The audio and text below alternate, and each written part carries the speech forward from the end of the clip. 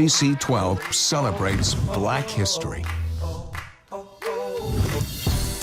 New at 6 tonight, we continue our exclusive interview with Devon Henry, the man who risked his life and career to help the city and state take down the Confederate monuments. Now, at the time, emotions were very high following the murder of George Floyd. The pandemic was at its peak, and a statewide reckoning with its rebel past was knocking on Richmond's door.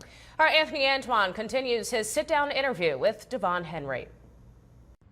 To understand Devon Henry and the task he would fulfill, you have to go back to a small town in North Carolina. Henry is the oldest of 7 kids. His mom had him at 16. She didn't go to college, but she started working at McDonald's and started, hi, can I take your order? You want fries with that kind of thing? Yeah. To, 30 years later, and she owned her own McDonald's. She's truly an inspiration in my life and probably one of the most singular inspirations in why I got into business. Devon attended Norfolk State University on a full scholarship. After graduation, he gave back to the school, and in 2016, he was appointed to the Board of Visitors. He currently serves as the rector. He also became a member of Phi Beta Sigma Fraternity Incorporated at NSU, and that's where he met Congressman John Lewis, a member of the same fraternity. And he would always tell me, Devon, you getting in good trouble? And I'd tell him we doing things. You could do more. So every time I do one of these, there is that thought of good trouble, right? And I always have that T-shirt on. July 1, 2020 was the day. And it was this one. It was Stonewall Jackson. Richmond Sheriff Antoinette Irving would provide deputies. So we're coming in off of After Ash Boulevard. You can see the statue as you're approaching it.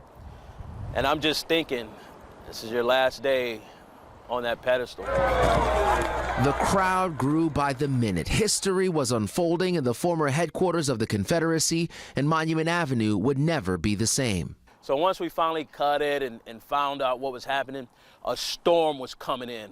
We have a severe thunderstorm warning. It's raining like crazy. It's thunder in the background. The scene is set. Everybody's going crazy. And I'm telling the crane, the operator, let's go. Let's get this thing up. It didn't move. A lightning strike was becoming a risk with the crane so high in the sky, but they tried again. Next thing you know, that thing starts coming up. Here it comes, here it comes. Oh, I see. The bells from the church start ringing. The moment couldn't have been more script and just more perfect with everything that was happening, from the weather to the people to the energy to us just figuring out we just took down the first Confederate statue here in the former capital of the Confederacy. And while many rejoiced in the rain, Henry had a more important celebration to attend. And it was my daughter's birthday, and so after all of that went down, I got to go home and celebrate my daughter's birthday. Still had to be dad. Still had to be dad.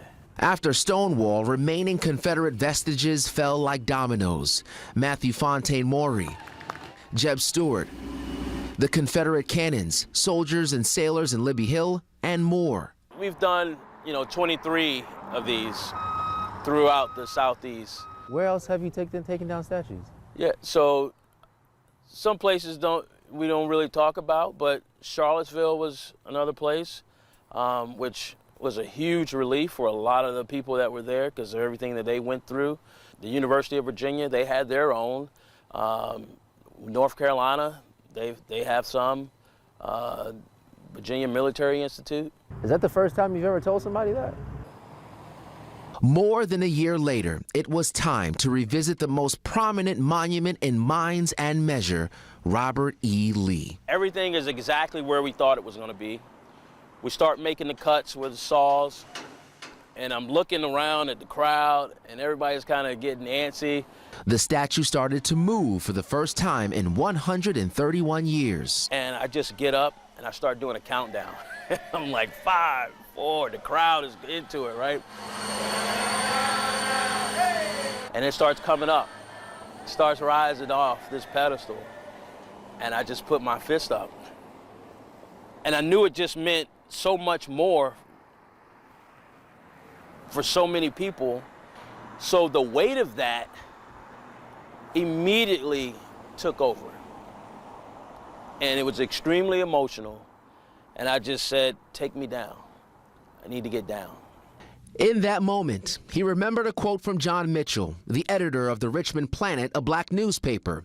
Shortly after the monument went up, Mitchell wrote, and I quote, "He put up the Lee Monument, and should the time come, will be there to take it down."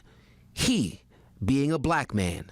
To realize that something that was said in the late 1800s was coming to fruition in 2021, and that I was the guy that he was speaking of, it's extremely, extremely emotional.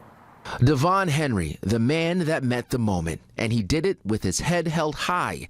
And now Monument Avenue is just that, a single monument on a tree-lined boulevard, and it belongs to Richmond's Arthur Ashe. On your side, Anthony Antoine, NBC 12.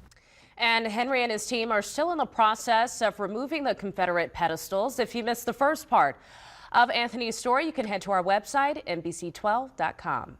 Accurate, reliable.